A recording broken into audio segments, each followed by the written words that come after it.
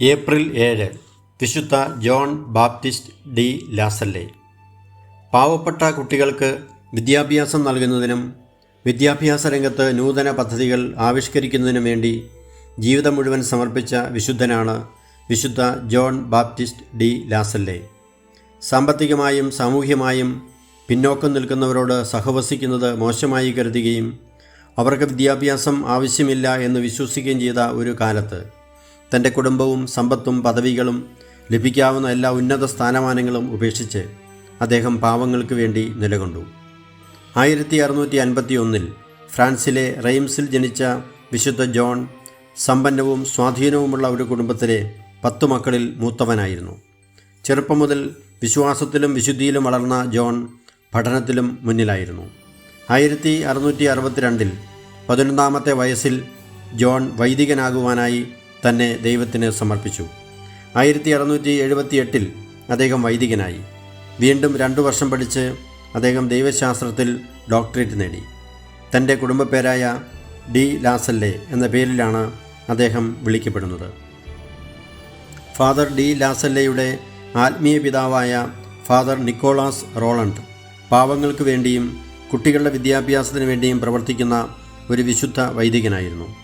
പാവപ്പെട്ട പെൺകുട്ടികളെ പഠിപ്പിക്കുന്നതിന് വേണ്ടി സ്ഥാപിതമായ ഉണ്ണീശോയുടെ സഹോദരിമാർ എന്ന സന്യാസ സമൂഹം സ്ഥാപിക്കുന്നതിന് ഫാദർ നിക്കോളാസാണ് സഹായിച്ചത്.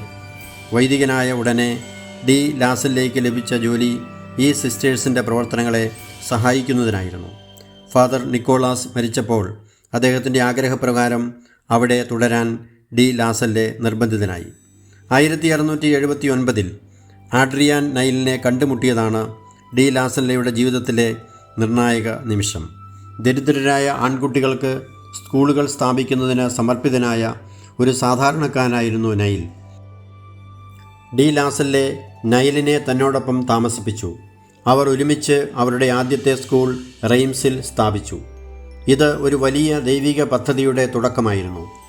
പാവപ്പെട്ട കുട്ടികൾക്ക് വേണ്ടിയുള്ള സിസ്റ്റേഴ്സിൻ്റെയും ആഡ്രിയൻ്റെയും തീക്ഷ്ണമായ പ്രവർത്തനം കണ്ട ഡി ലാസല്ലേക്ക് പിന്നീട് അവരോട് ചേർന്നുള്ള പ്രവർത്തനത്തിൽ നിന്ന് പിന്മാറാൻ സാധിച്ചില്ല.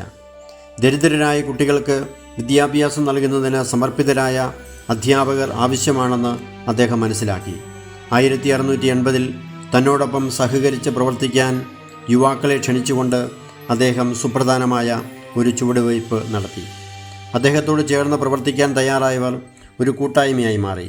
അവർ ഒരുമിച്ച് ജീവിക്കുകയും ദരിദ്രരുടെ വിദ്യാഭ്യാസത്തിനായി പൂർണ്ണമായി തങ്ങളെ തന്നെ സമർപ്പിക്കുകയും ചെയ്തു.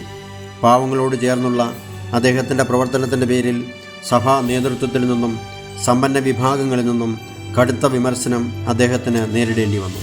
എന്നാൽ ഇതാണ് ദൈവം തന്നെ നിയോഗിച്ചിരിക്കുന്ന ദൗത്യം എന്ന് മനസ്സിലാക്കിയ ഡി ലാസല്ലെ ധൈര്യത്തോടെ മുമ്പോട്ട് നീങ്ങി. വിദ്യാഭ്യാസത്തോടുള്ള ഡി ലാസല്ലെയുടെ പുതിയ സമീപനം ആ മേഖലയിൽ വിപ്ലവകരമായ മാറ്റമാണ് ഉണ്ടാക്കിയത്. ലാറ്റിൻ ഭാഷയിലുള്ള വിദ്യാഭ്യാസത്തേക്കാൾ പ്രാദേശിക ഭാഷയിൽ പഠിപ്പിക്കണമെന്ന് അദ്ദേഹം എല്ലാവരെയും ബോധ്യപ്പെടുത്തി. ഇത് വിദ്യാർത്ഥികൾക്ക് പഠനം എളുപ്പമാക്കി. അതുവരെ ഒരു അധ്യാപകൻ ഒരു കുട്ടിയെ മാത്രം പഠിപ്പിക്കുന്ന രീതിയായിരുന്നു. ഇത് മാറ്റി ഒരു അധ്യാപകൻ കൂടുതൽ കുട്ടികളെ പഠിപ്പിക്കുന്ന രീതി അദ്ദേഹം നടപ്പിലാക്കുകയും അത് വളരെ ഫലപ്രദമാണെന്ന് തെളിയിക്കുകയും ചെയ്തു. അധ്യാപകരെ പരിശീലിപ്പിക്കുന്നതിന് നിരവധി സ്ഥാപനങ്ങൾ അദ്ദേഹം ആരംഭിച്ചു. ഡി ലാസല്ലെയുടെ നവീകരണ ആശയങ്ങൾ വലിയ എതിർപ്പിനെ നേരിടേണ്ടി വന്നെങ്കിലും അദ്ദേഹം തൻ്റെ ദൗത്യത്തിൽ ഉറച്ചു നിന്നു. സാവധാനം കൂടുതൽ ആളുകൾ അദ്ദേഹത്തിൻ്റെ പ്രവർത്തനങ്ങളെ അംഗീകരിക്കുകയും സ്കൂളുകൾ മെച്ചപ്പെടുകയും ചെയ്തു. 1691 ഡി ലാസല്ലെയും അദ്ദേഹത്തിൻ്റെ 2 സുഹൃത്തുക്കളും ചേർന്ന് ഏത് പ്രതിസന്ധിയിലും പാവപ്പെട്ട കുട്ടികളുടെ വിദ്യാഭ്യാസത്തിനായി പ്രവർത്തിക്കുമെന്ന് പ്രതിജ്ഞ ചെയ്തു. 3 വർഷത്തിന് ശേഷം 1694 ഡി ലാസല്ലെയും 12 സഹോദരന്മാരും ചേർന്ന് സന്യാസവ്രതങ്ങളായ ദാരിദ്ര്യം, ബ്രഹ്മചര്യം, അനുസരണം എന്നിവ നിത്യവ്രതങ്ങളായി എടുത്ത് അവരുടെ സമർപ്പണം ഔപചാരികമാക്കി. പാവപ്പെട്ട കുട്ടികൾക്ക് വേണ്ടി മാത്രമല്ല, സമ്പന്നരായ കുട്ടികൾക്ക് വേണ്ടിയും കുറ്റവാളികളായ കുട്ടികൾക്ക് വേണ്ടിയും അദ്ദേഹം നിരവധി വിദ്യാലയങ്ങൾ സ്ഥാപിച്ചു.